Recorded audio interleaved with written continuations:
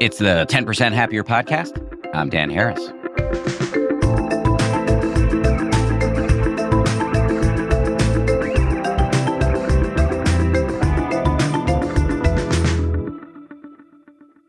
Hello, everybody. How we doing?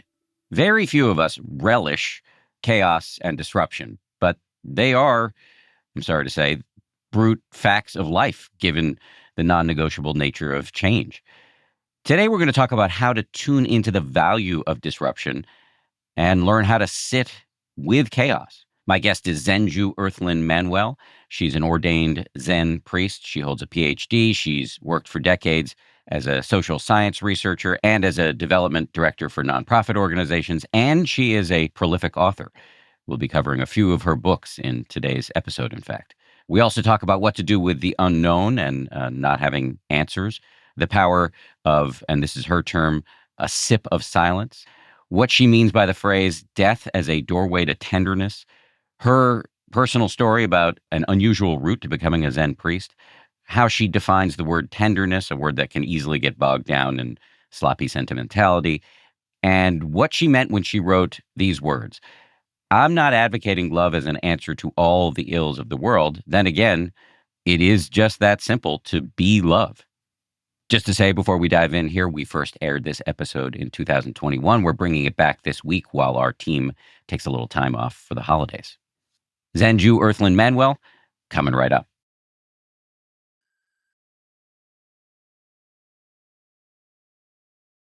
Zenju Earthlyn Manuel, welcome to the show. Thank you. Good morning and good afternoon, wherever you are, Dan. Afternoon where I am, yes. You and I were chatting before we started the interview, and we're just talking about how the world is a pretty tumultuous place right now. And you have spoken publicly and written about the value of disruption. Can you describe what you mean by that? Yeah, I've talked about it, and I also have gotten in trouble for saying it. And it gets confusing. It's like, what am I trying to say? Am I trying to get people to accept suffering in some way? And that is not really the intention of the teaching. This teaching for me of looking at disruption as valuable, meaning that it is the place in which we change and transform, that we transform in the midst of messiness. So a lot of folk want to transform, but they want it to be nice and neat and clean and painless and all of these kinds of things. And my experience is it doesn't happen that way at all. In my life, the things that have changed have been when I've fallen off the cliff, let's say, in the quote, when I hit the ground.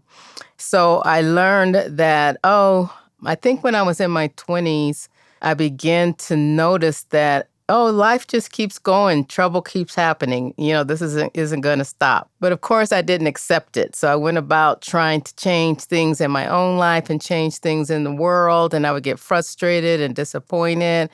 And sort of like these times, some people feel like we're moving backwards or standing still. We're not moving ahead or these kinds of things. And so when the disruption comes, it doesn't necessarily mean that we are moving backwards or standing still. I actually feel that there's something dynamic going on, and that's why the disruption is happening. Sort of like an earthquake, right? The ground shakes. So there's some kind of dynamic movement or action in the earth that's causing, an earthquake. And I want to stop right here and just send out a prayer to Haiti in the midst of the last earthquake. That's what came up for me just in the moment. So I want to do that. So as a person who was raised in disruption, I was part of the Watts riot. I was a person doing things. I was near it. I was living near it. So that when we went to the grocery store, there was the National Guard with their guns and everything. That's how close we were to it. There was just always trouble. In my school, there were riots, and things around race. There was all kinds of stuff going on. I myself, have been caught up in some pretty snarly incidents. And so, I always wanted things to be better, like no more racism, no more oppression, no more hate, no more anything. And of course, that is always the aspiration. It's always the vow. But most important, I know that if something stops, like say we don't have any more racism, let's just say that. We have no more of it. That means something else will take its place. We don't know what it is. So there's always something. That's why we have so many movements now. I think that's wonderful because all of these movements and climate change, movement around police brutality, movement around, racism, movement around poverty, all these different areas that are happening. And we could go crazy running off trying to make sure all of that gets, cleared up and taken care of. That's kind of our attitude, to fix it. But mainly, I feel like disruptions are here for us to transform within and without, so that if it changes us within, it will change what's going on without. The more and more we ignore it, I think the more disruptions we will have. And sometimes I feel like I told a friend this, and she felt, that sounds so fatal. That's fatalism. And that's not what I'm saying. It's what I see. And I think we're at a really point in the world, not only our country, where the disruptions are getting more intense and they're increasing and they're more often because something really is trying to wake us up. Not us wake us up. We think we can wake ourselves up, and we can to a certain extent. But there is a place that's unseen and uncontrollable by the human being, and we have to understand that.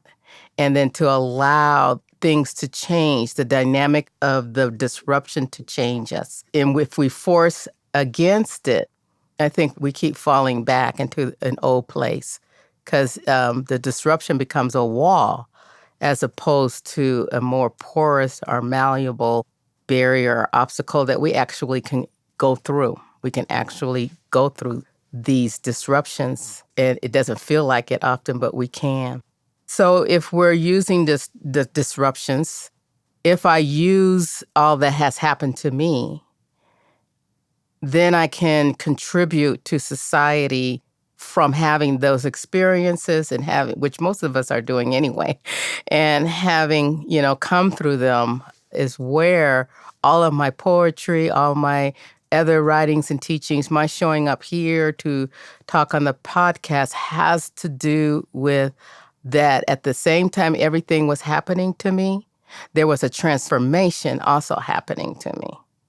So while we're in this dive, sometimes we're also in flight. But we don't know. So some people, well, I want to feel the flight. I don't want to feel the dive. So that can cause problems too, because they're both at the same time. That's like if someone gives you a coin, you say, well, I don't really, or a dollar. Nobody gets coins anymore. Not even a dollar. Oh, I don't want that dollar, but I want some money, So it's kind of like you have to take the dollar to get the money and deal with everything involved in the dollar, everything that is involved and attached to the dollar. So that's how I see disruption. I've actually begun to, at a period of time, I'll say in my practice, I begin to stop suffering the suffering and begin to actually enjoy it, even while I was in pain and in tears, traumatized and everything else. But I knew, and I still know, because I'm still in a dive, I'm always in a dive, that something's coming through that disruption or darkness for me and for us and everyone around me and us. So I know that that's the way change happens. That's the way transformation happens. A lot of casualties along the way. Or maybe I might not make it. There'll be a dive I won't make. That's guaranteed, right? I won't make one of the dives and I'll be gone. But all along, there'll be all of these dives, all of this turmoil and suffering. And it's to be used like fodder. It's mud. We know this. It's the mud for the lotus flower. It has to have murky nutrients. And that's the way our lives are. I can imagine some people thinking, who are listening, thinking, well, I don't know how to sit with this in this dive. I can't get comfortable with it. How do I do that? This is where I have to have what's called beginner's mind, right? You've heard that. I have. And I always try to walk in that way of what was it like when I didn't know the Dharma, Buddhism, when I didn't know Nichiren Buddhism or Zen Buddhism, just trying to I'll try to flush myself away from all of that kind of conditioning, spiritual conditioning. And when that question's asked, because I know the majority of people have not been on that path, a path of Dharma or Buddhism, or even meditation. So quite a few people feel in the middle of chaos they want to start a meditation practice. I, in some way, discourage it if it's very new to you, because it's right now your system's used to dealing with chaos in the way it has been dealing with it the moment before, the day before. When I started sitting meditation, I only did 5 minutes a day. And over the decades, it grew to me being able to sit at long, long retreats, 8 hours a day. That took decades. So starting out at 5 minutes is a lot. Like 1 minute's a lot.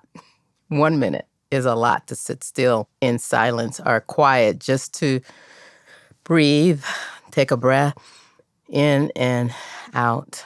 And I would say just do that. In the moments, just try to let go for a moment of all the news, you're reading or hearing, to not read as much, to let go of some of the conversations that we're having just for a moment.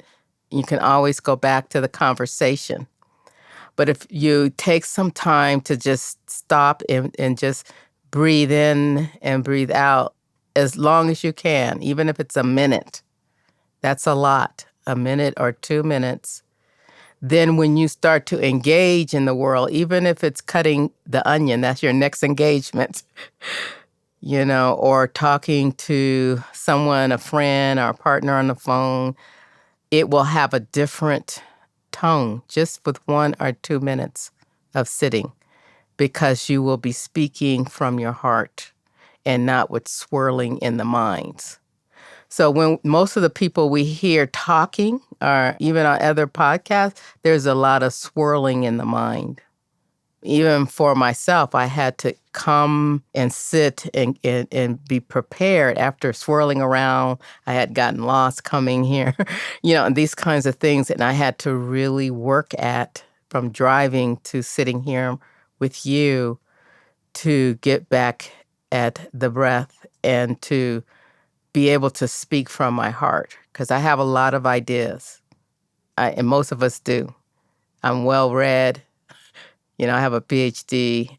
I'm a researcher, so I look up everything. So I really have to work hard to allow the body to lead me on this path of life. And when people say, well, what does that mean? You just react or you just respond to whatever's in your gut? No, I try to see what's in my gut. If there's fear, I don't start to analyze the fear. I just note that there's fear. And I go, oh, there's your friend, fear. And then I just have a few breaths with fear. It's like having tea with fear. A few breaths, and then fear goes and sits down someplace else.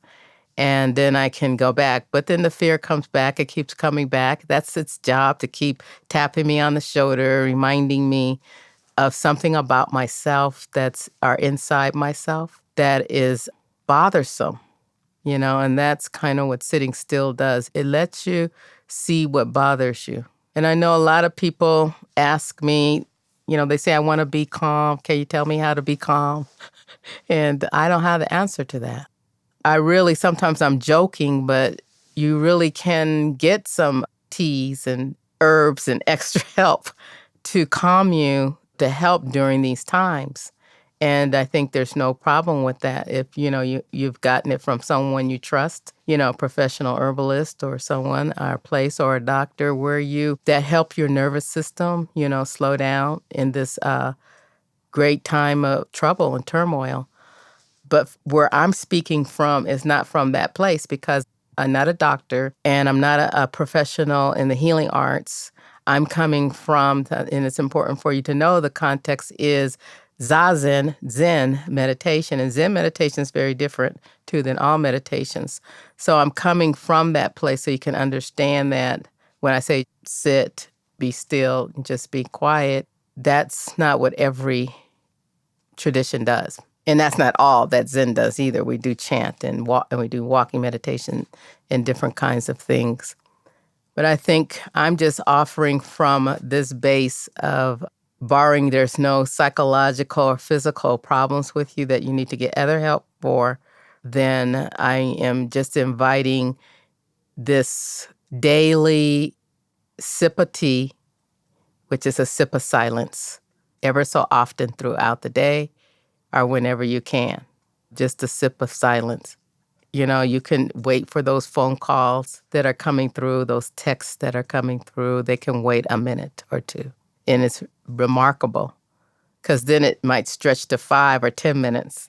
And then you're like, wow, okay. You start to notice that even though there's a lot of chaos you're creating yourself too, on top of the chaos that's being imposed.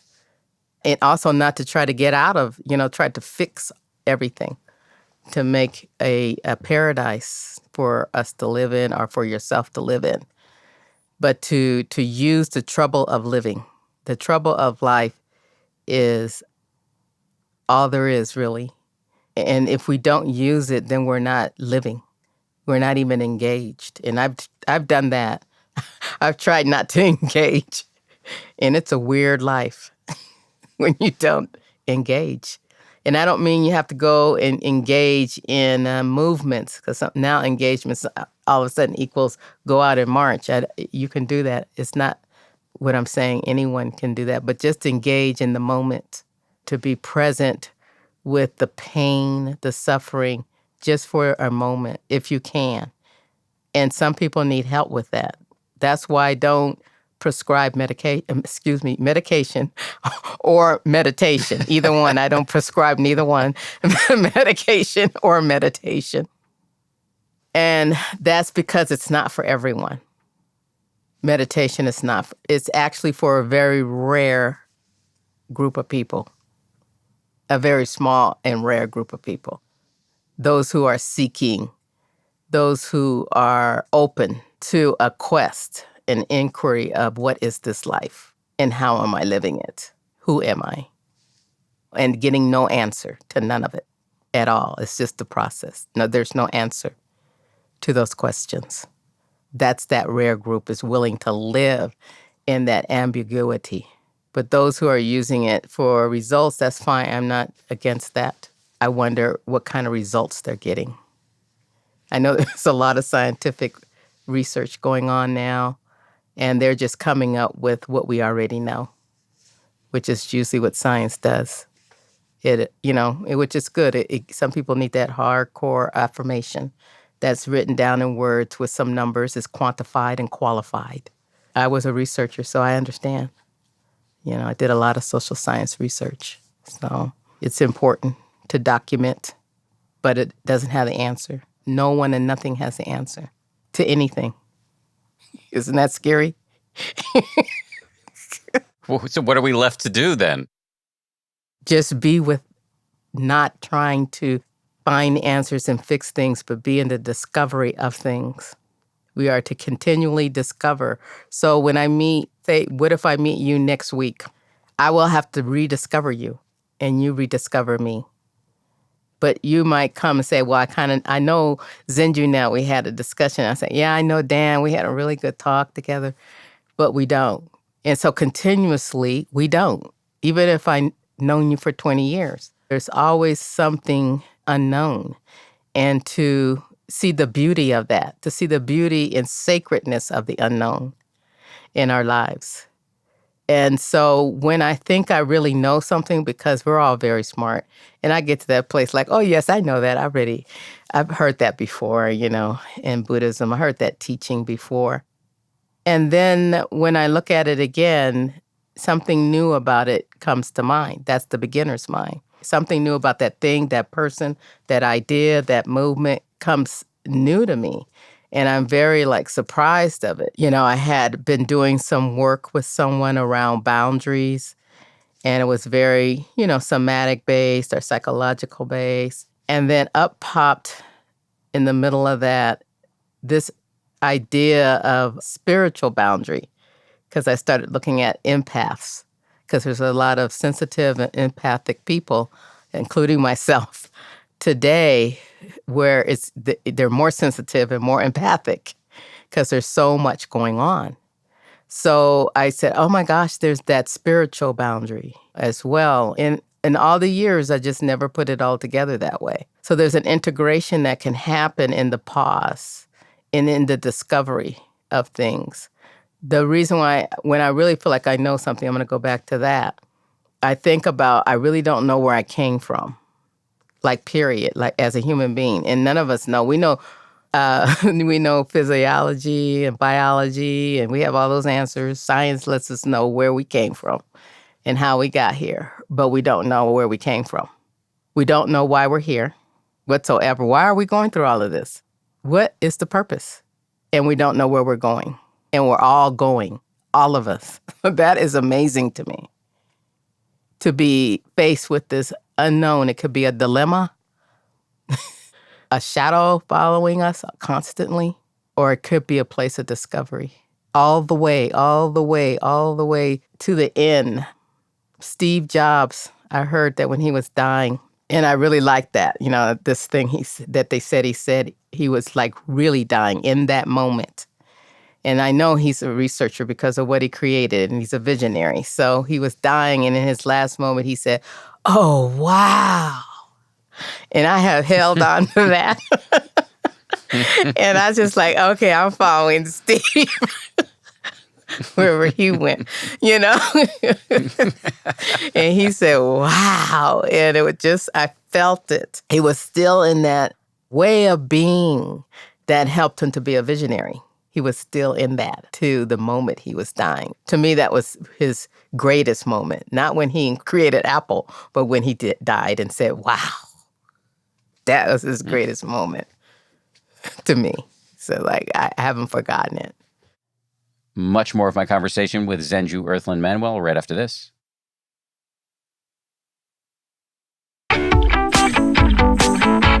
You've written very movingly about death as a doorway to, and the word you use is tenderness. I use that word with a little bit of hesitation because it's the kind of word that, a certain type of person, I'm not going to name any names, but his initials are Dan Harris, might hear the word tenderness and just be tempted to overlook it because it seems a bit maybe like a Hallmark card or something like that. Yeah. However, you write very powerfully about tenderness too. So I don't know if I'm giving you a pointed question here, but I'm interested to hear more about you since you brought up death and how it can lead to tenderness. And what do you have in mind when you say tenderness? Death, no matter how many times I have been at the bedside of people who have taken their last breath, it's a profound moment. And inside me, I feel the most authentic and the most open being that I can be. I don't even feel like I'm myself in the moment, myself the way I describe and define myself. I just feel like a being that could be human or anything. And I just watching the last breath and the sacredness of it and the way I have no tension in my body at the time. And I feel very soft in the grief, in the tears. While painful, I feel very soft, like I could be a plant energy or something. It's so soft, and I don't feel myself that way every day, every moment. I feel tense, sometimes enraged, sometimes whatever, frustrated. Go watch something on TV, and then I get frustrated with what they're saying and doing. All kinds of, just continues. These emotions are nonstop. But in death, when I have witnessed death, the emotion that's there is grief, sadness, sorrow. It could be despair for some. It may be even fear. But there's just this softness that I would like to hone more every day so that even when I engage in the world, I engage whatever there is to engage in my own life, that I do it from this place of gentleness and softness. Now, does it mean because you're gentle or soft that you can't be powerful and strong and whatever else you feel tenderness isn't? You cannot. It doesn't mean you can't be that. It just means that when you take action, you're taking it from this very open, sacred, slow, could be gentle, could be rough too, place that opens your heart. What is it that opens your heart? This is tenderness. What is happening now? Many of us are going through tenderness. And the tenderness could be where you're just caught in emotion. You're just suffering. Or it could be the tenderness, you're paralyzed. Some people get very paralyzed. When something makes them vulnerable, they get paralyzed because that's mostly from trauma and other times when they have had pain or suffering. But then there's this very powerful, liberating tenderness where you're still feeling all the emotions. You may even have some paralysis, but there's some way in which you are still present and engaged with the tenderness. And I think Thich Nhat Hanh says it like this: when a baby's crying, how a mother is tender with that baby, our guardian, our father, whoever is guarding that baby. There is this way of touching into your baby, your cry, your tenderness, your pain in a motherly way or fatherly way, or I'll say parent way, whatever I think you get the idea, rather than trying to get rid of it here, with different things, maybe substance abuse, sexual abuse, all kinds of spiritual abuse, all kinds of things we do to come away from this thing we're feeling. So I came to this word tenderness through my name, Zenju, which is a Dharma name. My whole Dharma name is Ekai, an ocean of wisdom. And Zenju means complete or total tenderness. That's what Zenju means. So the names given in the Dharma are names that are your essence. So it's not, you don't even own it, really. It's just an essence. Like you could be Zenju too. It's an essence. And so the second name is the name my teacher said that you work on in your life. The first name is how people see you. And it's usually associated with nature. My teacher is now passed. That's Zenke Blanche Hartman. I want to honor her too as I'm speaking. So when they said my name Zenju in the ceremony, and they said in complete tenderness, and everyone went, "Oh, wow, that's so nice." And then when I told people, I said, the second name is what you're not. I'm not. So I didn't want to use that word Zenju. When I got it, I didn't use it. I kept trying to use Ekai, and my teacher was against it because Ekai is supposed to be informal, and that's you use your formal Dharma name, and these are what she had been taught. Eventually, a woman I was working with, she's a diviner, actually, an African Sangoma, South African Sangoma. She said, "You need to use that name, Zenju." You need to start using it, because I wasn't. I like Earthlyn very well. That's what my mother named me, Earthlyn. I love it. And so I said, okay, I'll try using Zenju. And that was the process of tenderizing all the oppression and woundedness and pain that I had been dealing with since I was a kid. Being assaulted, beat up, all kinds of things have happened to me, being turned away. It's still going on. I just had a recent incident right here in Albuquerque at a winery. They would not serve me. Why not?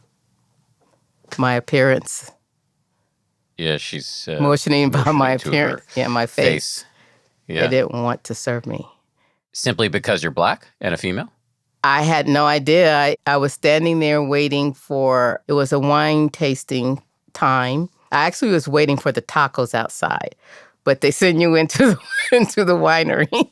So I went in anyway, and I was waiting there, just nothing, just me and the person, the retailer, standing there, and he just stood there, and I just stood there, and I was waiting and waiting, and that's usually not the case at a winery. They even run right up to you with a glass, and what do you want to taste? And because I've been to a lot of them, living in California. I now live in New Mexico. So I waited, and I said, well, do you have sherry? And I asked to taste that. And so he just grabbed the glass, and he gave me about an eighth of a teaspoon of sherry. You can't taste the sherry in an eighth of a teaspoon. So I just said, okay, maybe that's his demeanor. So I'll just take the sherry. It was okay. And then a whole group of people came, and they were all white. And he went right over to him. Hello, how you doing? Welcome to blah, blah, everything. He completely not what he did with me. Brought out all the glasses. What do you want to drink? What do you want? Let me know. Blah, blah, blah. And I was still standing there waiting for him to get the sherry I asked him to buy. He didn't even want to make the sale. That's how bad it was. So I could take that in, and I used to take those kind of things in and crumble, succumb to them. I could take action toward the winery, bring all my friends down and tell you. But I did write a letter, so I did not do anything. And I sent them a picture of me in my Zen robes. That's all. It's just like a very quiet, passive, I guess, protest. I did tell them what happened, exactly how it happened. I didn't add anything to it. I just said exactly how it happened. Did they get back to you? No. No. No one. I'm sorry that happened. That sounds... No one has gotten back. And there's nothing to be done, but I wanted to let them know. And I did say, I hope this is not all your employees. I didn't want to blame all of them. But that one person definitely was representing you. So I think these kinds of things can make you tender emotionally. And in the moment, I wasn't. I didn't have time to process it in that moment, really. I wanted to get my tacos, which was the reason why I came, because they had this new truck out there, and they were having these really wonderful different kinds of tacos, and I wanted to try it, Taco Tuesday. And that's all I was there for. And every time I feel my stomach flop or my heart jump in those kinds of experiences, because like I said, it was very in the body, it wasn't in the mind. I couldn't think it out or anything. But when I feel that in my body, I just feel that sensation, and I allow it to process itself in my body. I don't take it to my mind. So I didn't go right away and write the letter, because that would take it up there to my head. So I just stayed with it in the body. I know how to breathe with it, though, so that it's not harmful now. I know how to breathe with it and to allow the sensation that's happening that is older than me. It's ancestral, and then it came into me, too, as I grew up, as who I am. And it happened, it's been happening, and it's going to continue to happen. Even if racism is taken away and something else comes into play, let's say now I become the superior being on the planet. There's something with that as well. There's a sensation in the body that's got to be not feel good. And so I think that I just, over time, that kind of thing would have paralyzed me, but I was still tender, but still able to engage and take action and not be pulled over to the curb by it, murdered by it. I took care of my body in it because I knew it was affecting my body with breath and stillness and breath and stillness. And I actually went, and I didn't even leave the winery. I sat down right there. That's how I was able to watch him with the other group. I just sat there, but I wasn't watching him. I was watching me. I didn't run out either. I wanted so bad to hold on to this because it's that very thing that I am healing.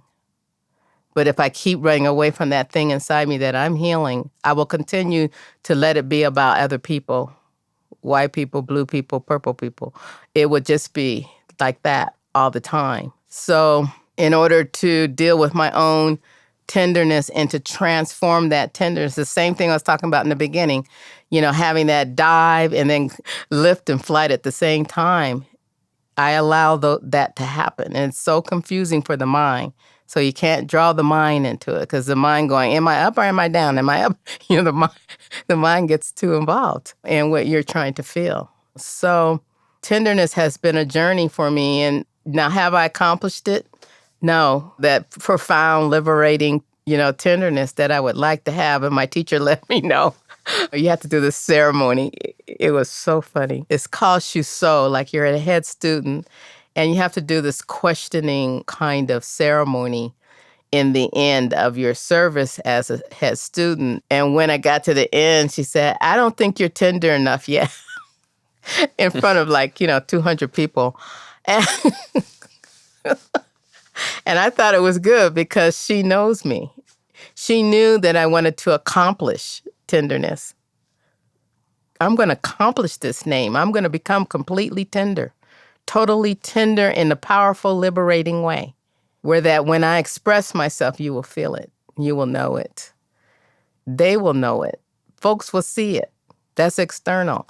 But I know that within me, that process is still going on and will till the day I die. I know that she set me on a course of Zenju, on a path of that. And for her to set a person who is Black and queer and has experienced oppression all over her life every day was profound. For her to invite tenderness into my life as a path of liberation, not as a wounding or in a paralyzed place or an emotional place. And I just really have been still sitting with it and will still sit with it. A lot of people say, well, I don't want to be tender, so I'm not reading your book. And that's fine, because I know that they're the very ones that are not able to use their own tenderness, and they're afraid of it. We're afraid to be that way, to be vulnerable. It takes a particular person and path and development, I think, to do it. I don't think everyone can, and I don't suggest it for everyone. But I do present it as a possibility, that there is a possibility in everyone's life to have a liberatory and full life, not dictated and legislated and given, but one that is nurtured and grows within you, with your meditation, with your prayer, no matter who you are. I feel like I have had a lot of training and suffering, public, at home, and in the world. And there's no way to get away from that other than to get away from people or die. And I chose to be with people. Yeah. I'm glad you made that choice personally. You've made a few references to some of the difficulties you've experienced during the course of your life. Only if you're comfortable with it, I'd be interested to hear more about that and how it ultimately led you to Zen Buddhism. Being led to Zen Buddhism, I would have to say, had nothing to do with Zen or Buddhism or Buddha or any of the terminology around it. Because the same thing, I was very much a Christian, and I still feel it in my blood. And I went to church into my 30s. I was very much not a evangelical Christian. I was raised in a Church of Christ, which has that aspect in it. But I was always curious about life and death. And I think the things that happened to me were so many places in which I almost died. Like, I have a lot of near-death experiences. I think more than I should have. But to be up on death so much, so close all the time in my life, I think helps one develop a strong sense of tenderness as a powerful medicine and not as something that is to be ignored or is for weak people. How would you define tenderness? I know how it feels. So that always comes up first. It feels very vulnerable. I want to use the word open, but that's always so general to me. Like, what is that? And I feel like it's being completely engaged with one's heart in the moment, where one is in the moment, where the heart is. So a lot of people say, well, what if you're enraged? That's not the heart, that's the mind. If I'm enraged, it's the mind. I know that. I was enraged so much that in my beginning years of teaching, I remember being enraged, and I talk about, in my Sangha Remembers, I suspended myself from the Sangha. I said, I can't, I gotta go. I said, I'm not coming back for a little while because I knew if I stayed, I would hurt them. Even if I was speaking nicely, something would hurt. And maybe I have because of my enragement. It's because it's like you can see it in people's face. And then I could see their rage because they have hurt me too. It has been mutual. I can see their rage. So I really studied it, and I'm still studying rage. When I say that, I'm not reading books. I'm allowing that I don't really know what it is. I speak the word, so I don't really know what tenderness is. I can just say I know I'm in my heart. It's a state of being in my heart. And that heart is, some people say heart mind or heart consciousness. So each part of our senses, right, is a consciousness. Eye consciousness, ear consciousness, nose. All of our senses have a consciousness, and the heart does too. And so I'm working on heart consciousness all the time. I feel like I'm much better at it because I'm able to bring myself through breath, through song, through meditation, through chanting, through stillness back to the heart and to stay close to the earth. The deepest peace was my kind of journey with the earth, that book that I wrote that came out December 2020. And I wrote that book in a way that people would experience tenderness. You could say peace is part of it. I didn't want people to walk away with, like they could actually quote me or gain knowledge, that it wasn't a book of knowledge and quoting me, as they did with The Way of Tenderness or Sanctuary, those other two books. And I was wondering if anybody would pick it up at all, because it had, to me, that touch of tenderness in it. And at a time when everyone is feeling completely the opposite, if not intensified rage. So if they see the word peace, they might not want that. But the peace I'm not talking about is where you still engage, you still have your rage, you still have whatever. As a human being, you might still be part of movements, but at the same time, there's this poetry of life. Much more of my conversation with Zenju Earthlyn Manuel right after this.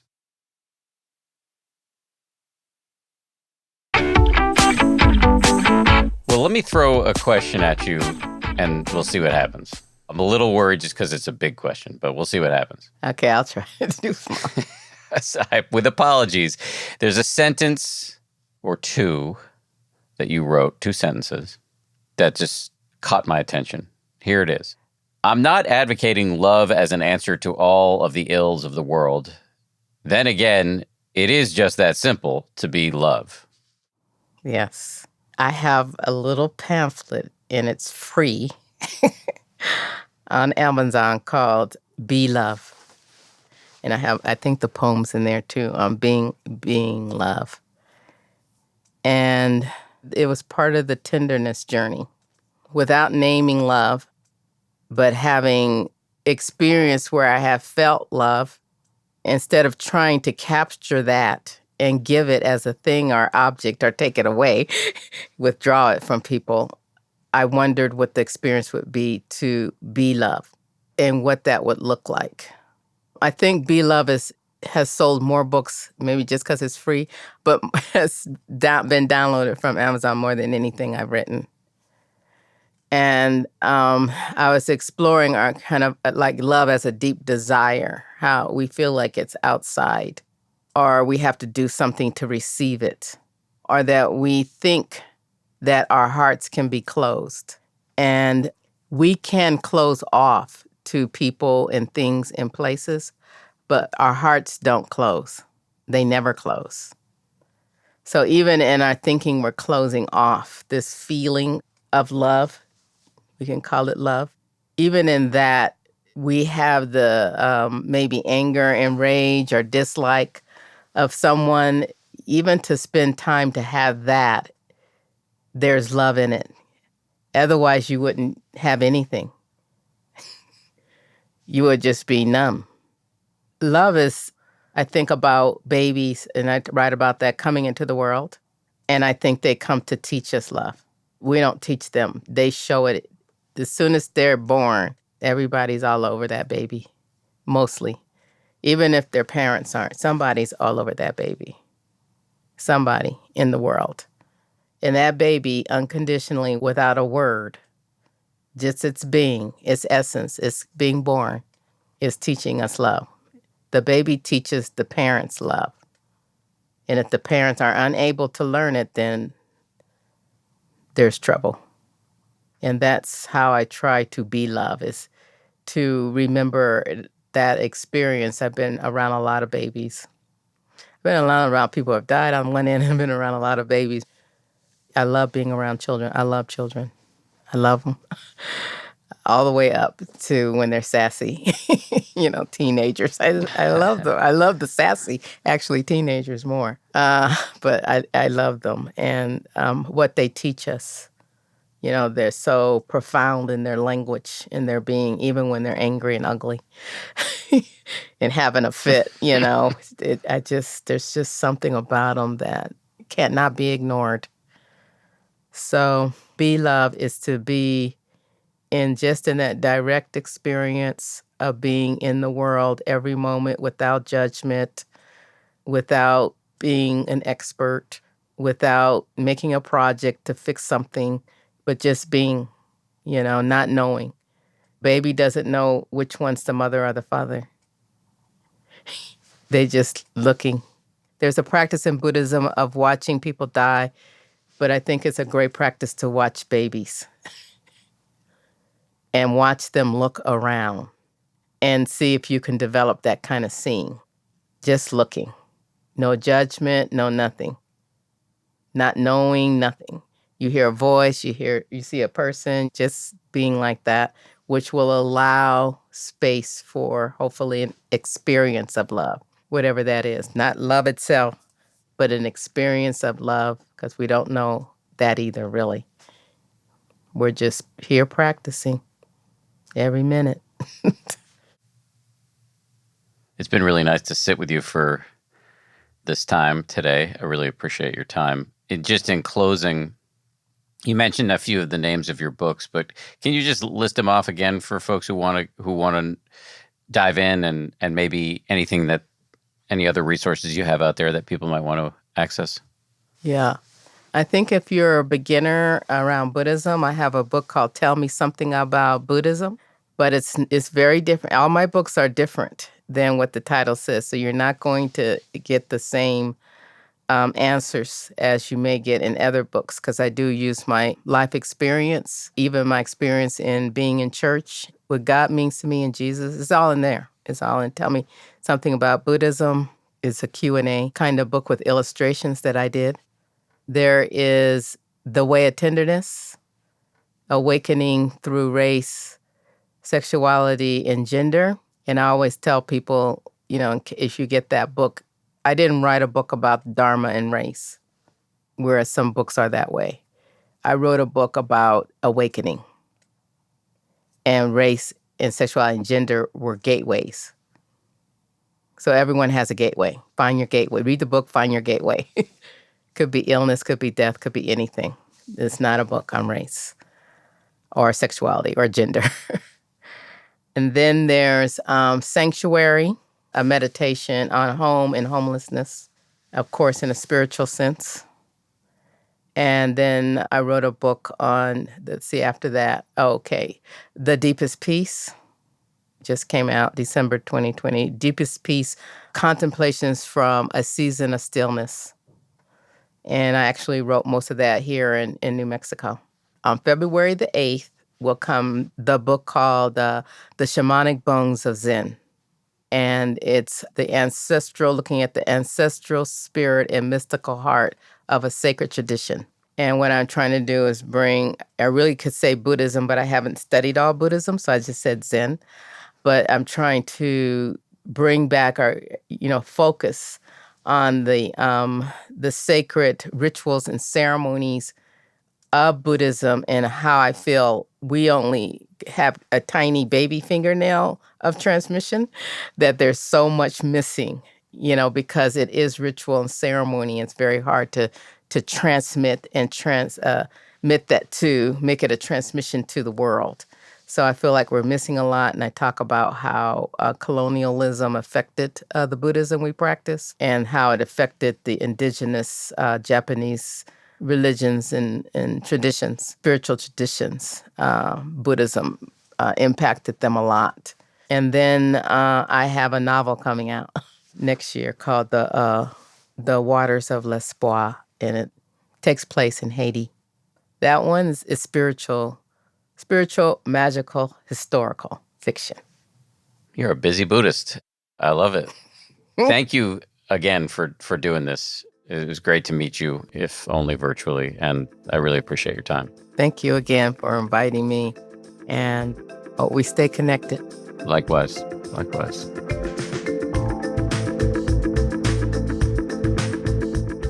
Thanks again to Zenju Earthlyn Manuel. If you want to learn more about her books, and her teaching, you can go to her website, zenju.org. One last thing to say before I go, I just want to thank everybody who worked so hard to make this show a reality. Our producers are Tara Anderson, Caroline Keenan, and Eleanor Vasili. Our recording and engineering is handled by the great folks over at Pod People. Lauren Smith is our production manager. Marissa Schneiderman is our senior producer. DJ Kashmir is our executive producer. And Nick Thorburn of the band Islands wrote our theme.